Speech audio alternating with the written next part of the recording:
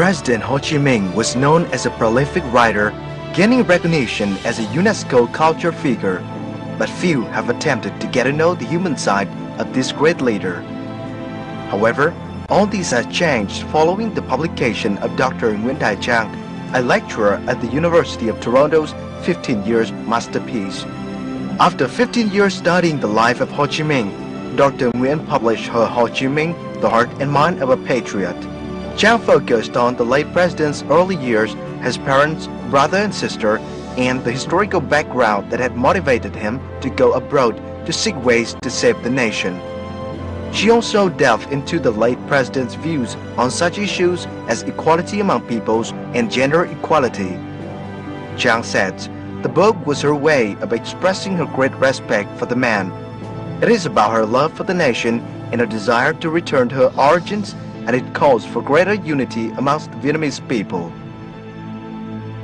Hello there, you're watching Top Vietnam. Dr. Nguyen Trang is an overseas Vietnamese living in Canada. She has become the first overseas Vietnamese to have written and also published abroad a book about late President Ho Chi Minh. Now, it's our honor to have her in our studio today for her to talk about her journey in coming to write the book and also her efforts in bridging her home country here in Vietnam and also her current host country, Canada. Thank you very much, Dr. Nguyen Trang, for coming to our studio today. Thank you, Thư. Thank you. So let's start now with your book. The book is entitled Ho Chi Minh, The Heart and Mind of a Patriot. Can you tell us a little bit about the idea behind this title? I truly believe that Ho Chi Minh was one of the greatest, if not the greatest, patriot of Vietnam. And the approach that I use in researching this great leader is to look at him from the human perspective. And I came to realize that most books in the West, as I could see in Canada, do not have a human perspective on Ho Chi Minh. And I believe that if we only look at Ho Chi Minh in terms of his talent, his achievement, his success, without looking at his heart, then we do not have a comprehensive, complete understanding of this great leader of the country of Vietnam. And therefore, I decided to do research on his early years, about his family, his parents, his brother and sister, and also to research on the state of Vietnam at the time that he was born, how Vietnam was invaded by the French, and how the Vietnamese was suffering from the harsh conditions under colonial rule. Then we can understand the passion that he had for his people, and how he left the country in search for a way to save his people. So how long did it take for you to compile this research and also write this book? It took me about 15 years to study theories, economic theories, political theories, and I combined with other disciplines such as sociology, cultural studies, gender studies, and I could always find the relevance of these studies with the Ho Chi Minh thought. And for the last 6 months, the time that I actually wrote the book was about 6 months. 6 months. Yes, and I wrote the English version first. Right. And then after that, I translated into Vietnamese myself.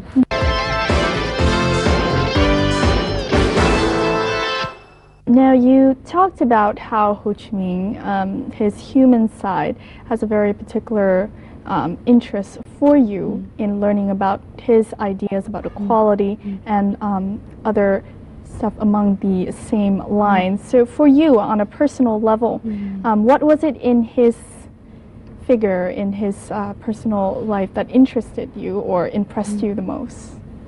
Well, what impressed me the most, and it has impressed me for a very long time, was his passion, his determination, his strong conviction for justice, for equality, and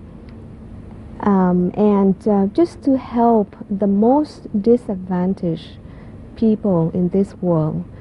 He would do whatever it takes to just to help his people to gain independence, to have freedom. And I believe that what touched me the most would be his statement that he had a wish, a burning wish, that all Vietnamese would have enough to eat, would have enough clothes, and has the opportunities to study and to be happy. And to me, this was a very noble purpose of his life, and it is still relevant today. So now you talked about your research. Can you tell us a little bit about how many books you had to go through? I mean, you obviously spent, you said, 15 years doing this. Tell us a little bit about this process. Well, for the 15 years that I studied and researched on different disciplines, I could not count how many books. I would say thousands. But for specifically for materials on Ho Chi Minh, I would say I consulted more than 100 books, plus many other journal articles about him. And I borrowed from the library of the University of Toronto about 60 books on Ho Chi Minh. And I actually had an accident when I carried these books home. I was very enthusiastic after I compiled the 60 books. Yes, and I had an accident. I hit my head on the shelf, and it was quite an accident. I had a bump actually, and it was very memorable.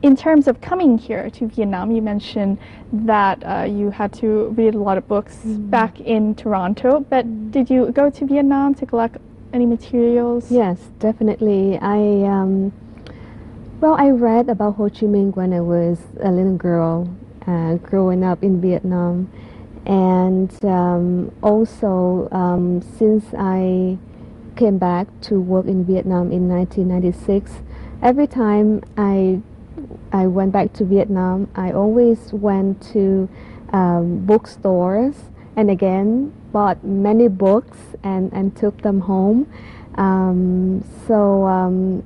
I consulted a lot of books on Ho Chi Minh written in Vietnam. I also talked to many researchers in Vietnam about the perspectives on Ho Chi Minh, just about anything that I could learn from them about Ho Chi Minh.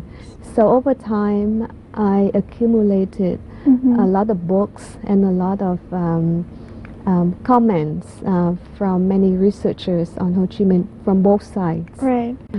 In terms of coming here to Vietnam, I mean, a lot of kind of great places associated with Ho Chi Minh, like the Ho Chi Minh Mausoleum here in Hanoi, and also his hometown back in Nghệ An. Were you able to visit some of those places? Oh yes, I have visited the Ho Chi Minh Mausoleum a few times in the 1990s, and also recently.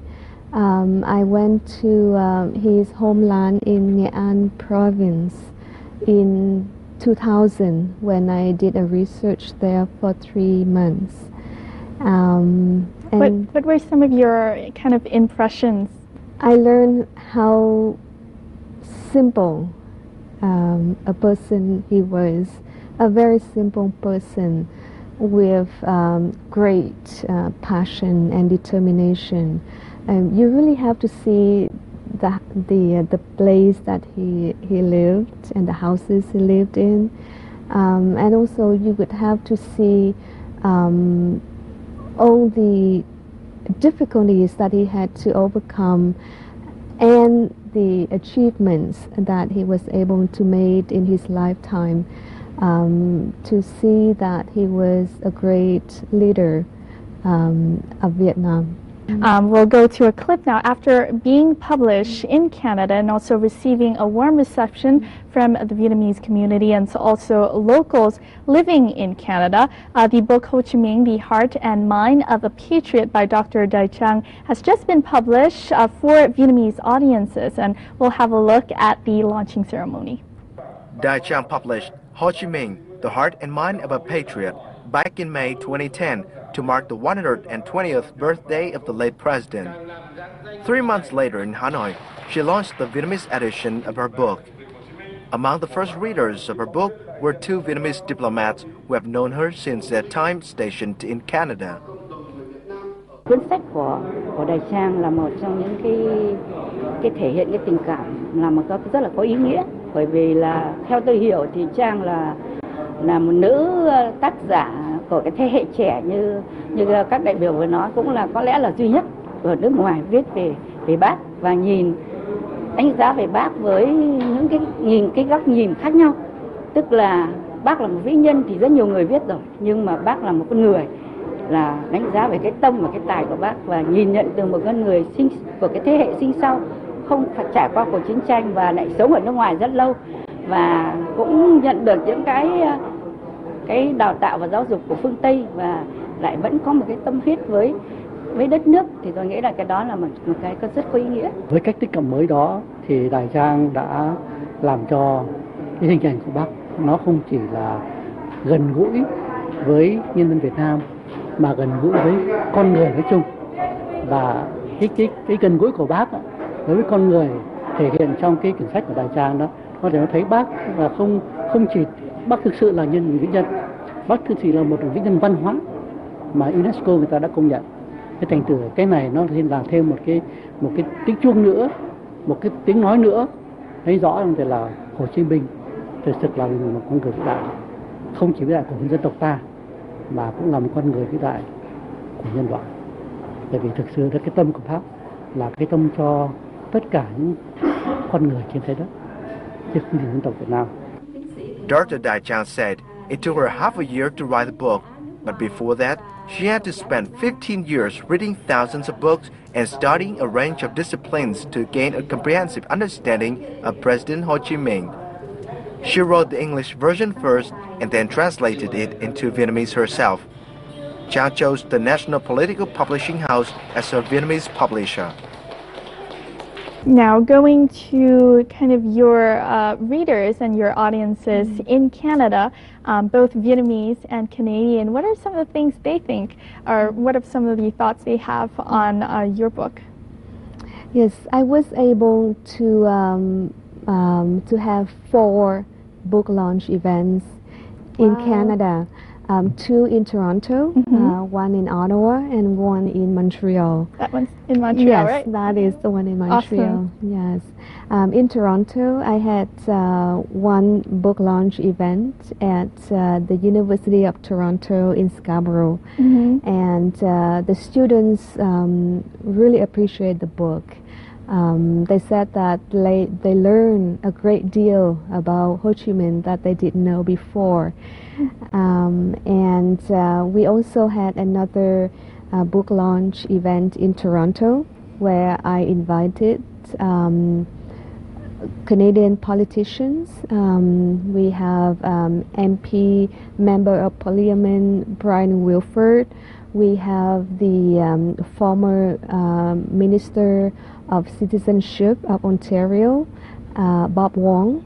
Wow. And we had many Canadian friends and Vietnamese friends, and we had really good discussion on the human perspective of Ho Chi Minh. And then we also had another book launch event in Ottawa, where I received support from the embassy, of Vietnam. They participated in the event. And then we also had another event in Montreal.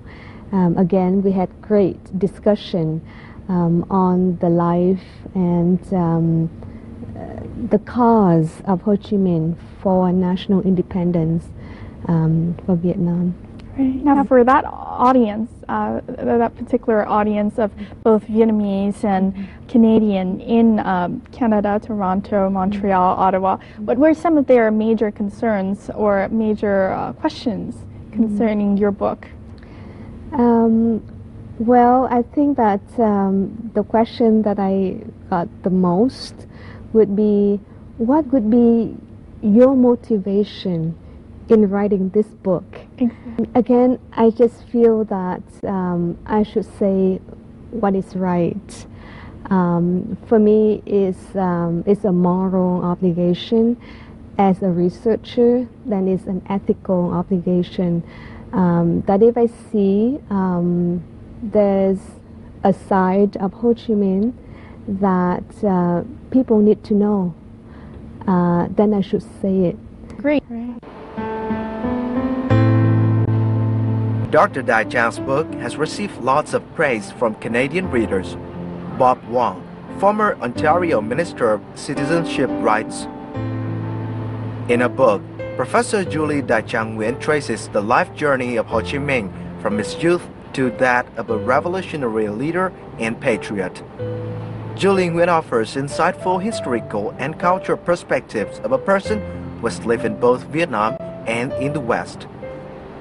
Professor Andre Lalibert from University of Ottawa says, this volume offers an original and fresh account of Ho Chi Minh's contribution to the history of Vietnam, a world leader who has tremendous appeal among youths all over the world during the turbulent era of decolonization in his lifetime. He also emerges in this book as a compassionate human being. Trang wanted to look at perspectives of Ho Chi Minh, both from a Western background, but also from a Vietnamese background. And this book, which was launched in May of 2010, gives us some unusual perspectives about the patriot, about the fact that Ho Chi Minh really was a nationalist. He started out very clearly wanting to emulate Abraham Lincoln in the United States, the whole issue of the Declaration of Independence, the American Revolution, really wanting to put forward a Vietnamese face, a Vietnamese view of the world in which, after years of French colonialism, that Vietnam would take its rightful place on the world stage. This book looks at his struggles, both in terms of being in Vietnam and being an exile in Paris. It really shows the human side of Uncle Ho. And there, from that standpoint, this book is very unique because it looks at her background was looking at Western writings, Vietnamese writings. It really comes across her patriotism, her sense of Ho Chi Minh. In the book, I mean, you has said you took a lot of sources from both the Western outsider point of view and from here in Vietnam, researchers, and also in your trips to local parts of Vietnam to learn about Ho Chi Minh. In terms of comparison, do you see differences, similarities in terms of the different views, perspectives on Ho Chi Minh? I find that Western books tend to look at Ho Chi Minh's political activities, and therefore I think that their view is not complete. On the other hand, I find that the Vietnamese sources talk a lot about his life and his contribution to the country, but the information might not be presented in a systematic way, and therefore I decided that if I could present a book that can close that gap, then it could be helpful to many researchers who are doing research on Ho Chi Minh. In your book, you talk about kind of Ho Chi Minh's thought on gender equality, and I know that from reading it, gender equality is a big part of your book. So can you talk a little bit about that part? And I know that you're also kind of focusing on gender equality in your international development studies. Yes. Well, I believe that gender equality is very important for national development. It is not just to bring about equality for everyone in the country, but also to build human capital for the country. According to Ho Chi Minh, when women participated in the revolution, it is not just to liberate the country, but also to liberate themselves. And Vietnamese revolution would not be successful without the participation of women. And according to Ho Chi Minh, equality doesn't mean identical treatment. That doesn't mean that it's 50-50, but it means fair treatment. It means equal opportunities for everyone. And the approach that Ho Chi Minh was able to identify and use for Vietnam was the socialist feminist approach to tackle patriarchy, to tackle capitalism because of the exploitation of women. And therefore, I strongly believe that this socialist feminist approach is still very much relevant in today's Vietnam. Ho Chi Minh was able to identify that the road to gender equality would be difficult because of three reasons. One is that the mentality of looking up to men and looking down on women has been in Vietnam for thousands of years. So it's very difficult to overcome. And secondly, it has entrenched in each person mentality and each family. And third, we could not use arms to fight this inequality. And so it's still a challenge, not just for Vietnam, but also for many other developing and developed countries in the world. Talking about your plan to write another book, I understand that you're in your trip here in Vietnam this time in Hanoi.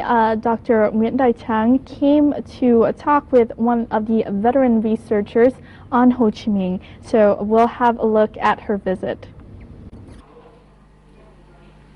Dr. Dai Trang has never met Mr. Nguyen Huy Hoan before. At the recommendation of a friend, Trang came to seek advice on her second book about President Ho Chi Minh. The former deputy director of the Ho Chi Minh Museum has nearly 40 years spent researching the great leader of the nation. Cháu cũng có ý định là trong tương lai gần sắp tới đây sẽ tiếp tục nghiên cứu sâu hơn về Chủ tịch Hồ Chí Minh, và đồng thời cháu cũng có một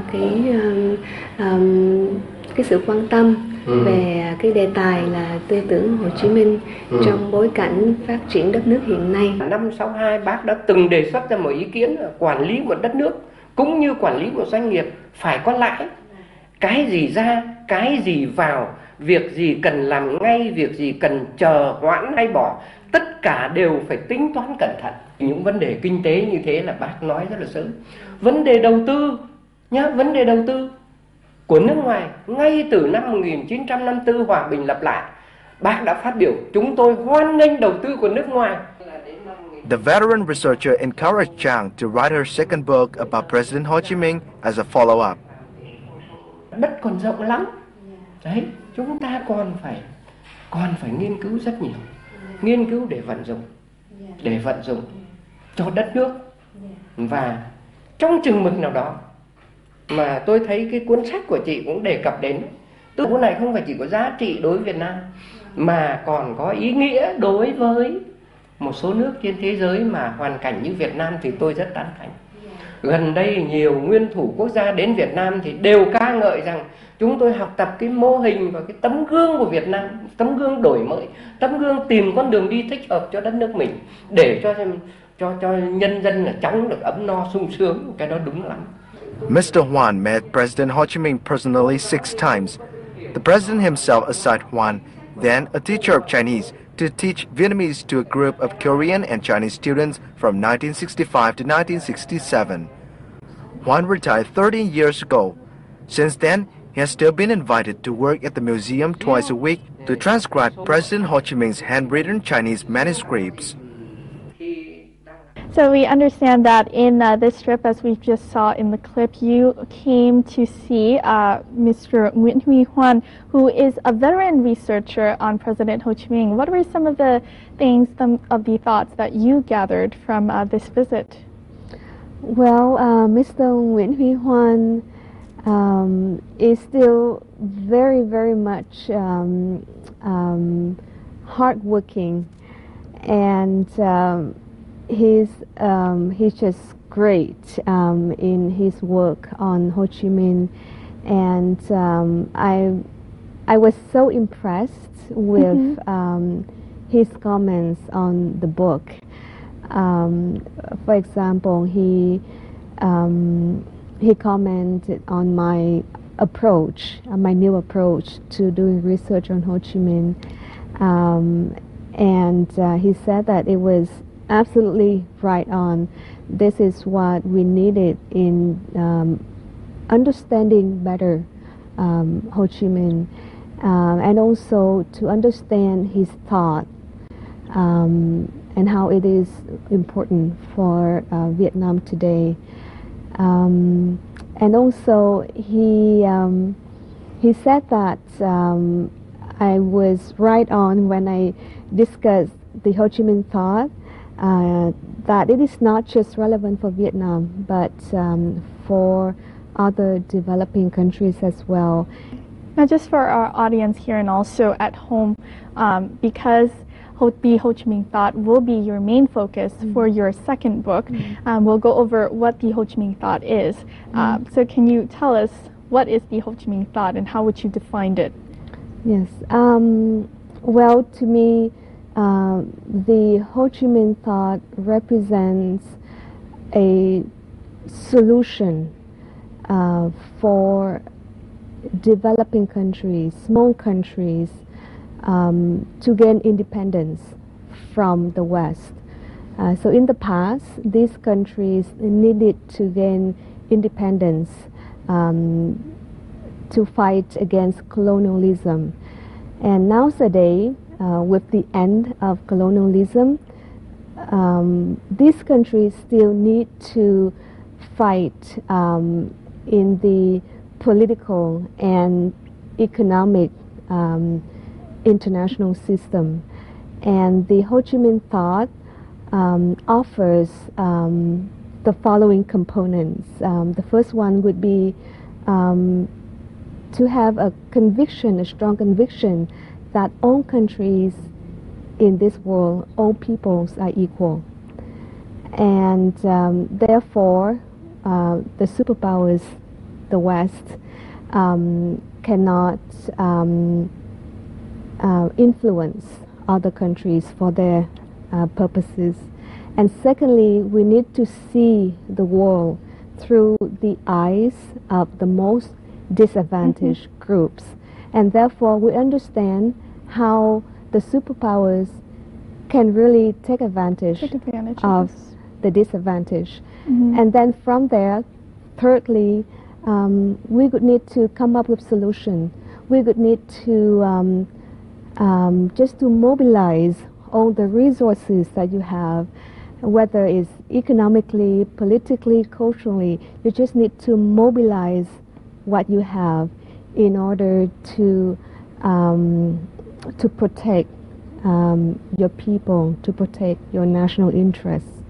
Now, it's just not through writing books about Ho Chi Minh that Dr. Nguyen Dai Trang has been able to connect with Vietnam. She has also been quite a figure in bridging the commercial and also educational exchanges between Canada and Vietnam. So we'll have a look at how she's doing this. Today, Dr. Nguyen Dai Trang met with Vice President of the Vietnam Chamber of Commerce, VCCI, Phạm Gia Túc, to discuss how to establish a working relationship. It is part of efforts aimed at fostering trade ties between Vietnam and Canada. Chúng tôi đánh giá rất cao cái sáng kiến của chị Trang cũng như các anh các chị người Việt Nam đang kinh doanh tại Canada về mong muốn thành lập phòng thương mại Việt Nam Canada tại Toronto.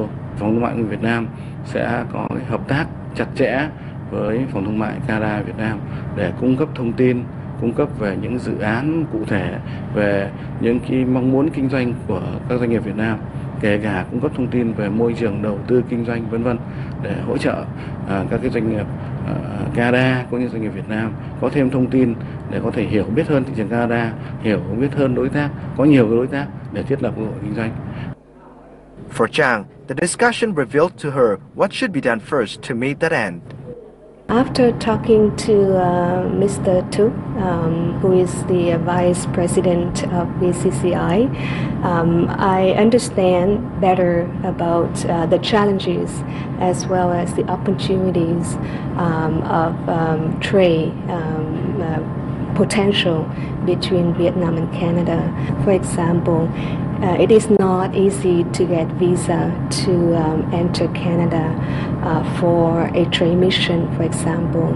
And so for this, I will work more closely with the Canadian side to facilitate this visa process so that more and more Vietnamese entrepreneurs can obtain visa to go to Canada to learn and explore the Canadian market.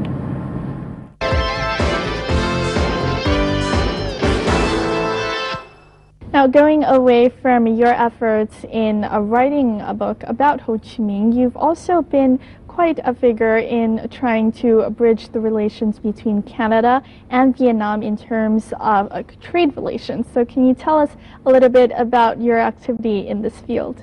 For the last few years, I have been working with many trade organizations in Vietnam and in Canada, and trying to connect them. We have founded the Canada-Vietnam Chamber of Commerce, and we have many plans to connect the two countries together. So our plan would be to bring trade groups from Vietnam to Canada to explore the Canadian markets, and also vice versa. For example, there was a company in Vancouver. It's a clothes manufacturer. they produce silk products. They wanted to find a producer, a manufacturer in Vietnam, and so I was able to introduce them with a company in Vietnam, and then they work together, and they are happy. And it's a good feeling that you've yes. been able to match makes right companies and businesses that can be suitable to each other. Yeah. Now, going away from the trade parts, your efforts in bridging the trade relations, you're also doing a lot also in your field, education, in kind of making it possible for Vietnam and Canada to have educational exchanges.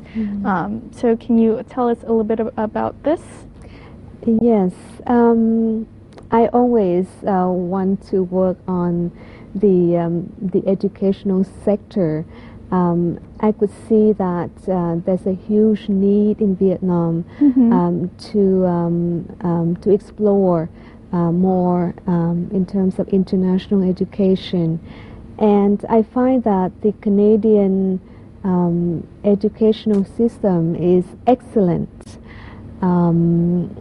And I know that because I study at many universities in Canada, and also I've been teaching at both college and university levels, and I am working on joint programs, so students can study in Vietnam and then after that in Canada.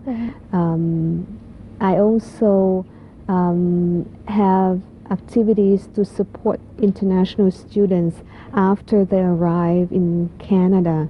And so that's what I've been doing to support students and also to connect Canadian schools and Vietnamese schools together. I believe you're also in a plan to found a Vietnam Center in Toronto, is that it? Yes, so this is a center for commerce, for education, for culture, and I believe that if we can have a Vietnamese center or Vietnam house right in Toronto, then that would be a great attraction, and also it could help bridge the two countries, Vietnam and Canada, in many aspects, trade, education, and also cultural exchange. Wow, that would be wonderful. Now, going away from your work, away from this book that you're writing, and to your personal life, how long have you lived in Canada? I've lived in Canada for more than 20 years. 20 years. But I spent a great deal of my time in many other countries when I did my research as well. But it's about 20 years. Right. Yes. You mentioned that you came back in 1996. Is that right? Yes. Was that for studies or research? Well, I came back right after I completed my master's in economics, and I started working for the Center for Southeast Asia Research at the University of British Columbia, and it was for work, developmental work. So it was a great experience coming back for the first time to see all the changes and to be very enthusiastic about my development work for the University of British Columbia, and then later on for the United Nations. So over the years, since 1996, your first visit in Vietnam to now, what do you think of Vietnam today?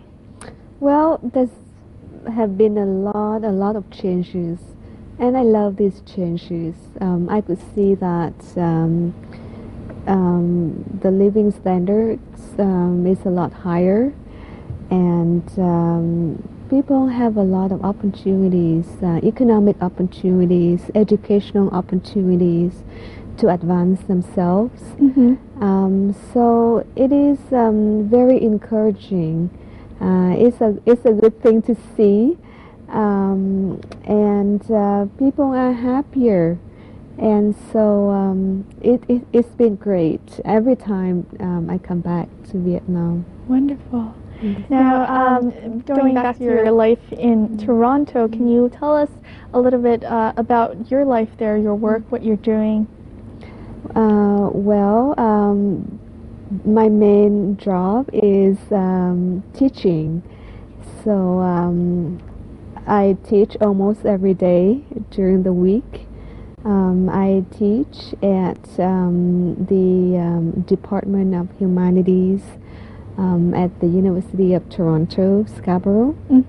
I also teach international business at Centennial College.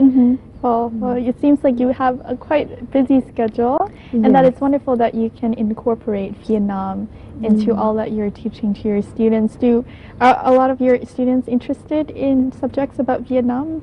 Well, I often use Vietnam as a case study, right? And I encourage my students to compare with Vietnam with the country, and they can analyze their own countries using this case study. Now, back in the community where you're living in Toronto, what about the Vietnamese community there? What are they like? Are there any stories that you would like to share with our audience about the Vietnamese community living in Toronto? In Toronto, there are more than 40,000 Vietnamese in the city. Overall in Canada, there are about 200,000 Vietnamese. Well, in Toronto, the Vietnamese community is very active in their work. They're very hardworking, and also very active in community activities. They do charity work, support each other. So it has been great to be part of this Vietnamese community in Toronto. It's wonderful work that you're doing. I mean, good luck on your second book, and also on your efforts in trying to bridge the communities in terms of business, education, the relations between Canada and Vietnam. And we hope you the best of luck in all of these endeavors. Thank you. Thank you very much. Thank you. Thank you very much for being on our show today. You're welcome. And we just had a talk with Dr. Nguyen, who has become the first overseas Vietnamese to write and also publish abroad a book about the late President Ho Chi Minh. And also she's been doing a lot of work in bridging the business community as well as the educational scene in Vietnam and Canada. This is our edition of Talk Vietnam. We'll chat more next time.